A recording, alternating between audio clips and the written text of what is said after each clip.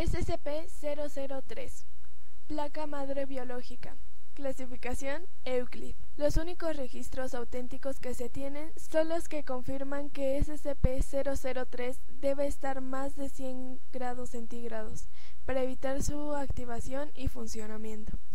Tienen otros dos componentes de origen separado referidos como SCP-003-1 y SCP-003-2, los cuales son sensibles pero no peligrosos. SCP-003-1 es una placa hecha con materiales orgánicos como cabello, quitina, uñas, etc., de ADN desconocido. SCP-003-2 en una plaqueta de piedra en donde está incrustada SCP-003-1. Tiene runas de idiomas desconocidos. SCP-004, la puerta y las 12 llaves oxidadas. Clasificación Euclid. SCP-004 consiste en una antigua puerta rústica de madera, denominada SCP-004-1, y un grupo de 12 llaves oxidadas de metal, denominadas SCP-004-2 hasta SCP-004-13. La puerta en sí es la entrada de una antigua fábrica abandonada en Argentina. Las 12 llaves caben perfectamente en la ranura del candado de dicha puerta, pero solo la llave SCP-004-7 es segura de usar, y al abrir la puerta verás una habitación blanca e inmedible, ya que al entrar lo único palpable es la puerta de la habitación. Es decir, que nunca han logrado tocar las paredes de la habitación. Las otras 11 llaves son altamente peligrosas. Los sujetos de prueba que usaron alguna llave que no fuese SCP-004-7 fueron descuartizados y sus cuerpos desaparecieron, siendo hallados a diferentes kilómetros de distancia dependiendo la llave. Solo uno, el que usó SCP-004-7, volvió sin heridas. Un caso específico es la llave SCP-004-12. De 15 sujetos, 4 regresaron con vida, pero en estado de shock, catatónicos y al borde del suicidio.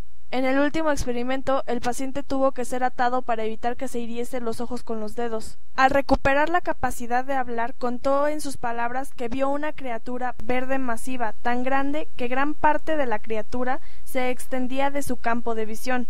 Mostró signos de miedo innato y que reconoció que fue algo como si alguna cosa desterrara mis miedos primarios y le implantó memorias incomprensibles. Existe un último objeto denominado SCP-004-14, el cual es una caja de madera sin barnizar, encontrada en la fábrica, la cual solo se abre con SCP-004-7. Su interior es 5 veces mayor que su exterior, y cualquier sujeto o objeto que sea introducido en SCP-004-14 desaparecerá sin rastro alguno al cerrar dicho SCP. Se encuentra en fase de experimentación. SCP-005. La llave esqueleto. Clasificación Safe. La apariencia de SCP-005 se asemeja a una llave ornamentada y muestra características de una típica llave producida en masa y usada durante la década de 1920. La llave fue descubierta cuando un civil la usó para infiltrarse en una instalación de alta seguridad.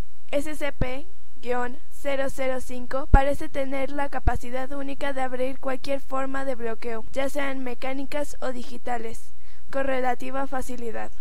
El origen de esta capacidad no ha sido determinada aún. SCP-006 es un muy pequeño campo localizado 60 kilómetros al oeste de Astracán. Debido a razones políticas, la Fundación tenía conocimiento de su existencia desde el siglo XIX, pero no se pudo asegurar hasta 1991. En el centro del campo hay una fábrica química que fue construida como una fachada, con la mayoría de los trabajadores bajo servicio de la Fundación y/o control ruso.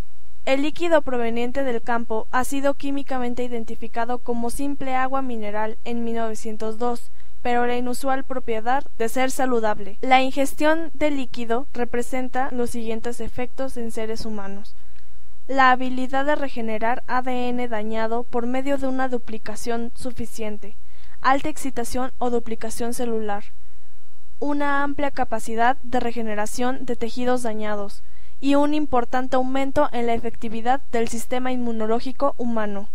Probando el líquido en sujetos animales, bacterias hostiles y agentes virales son destruidos inmediatamente.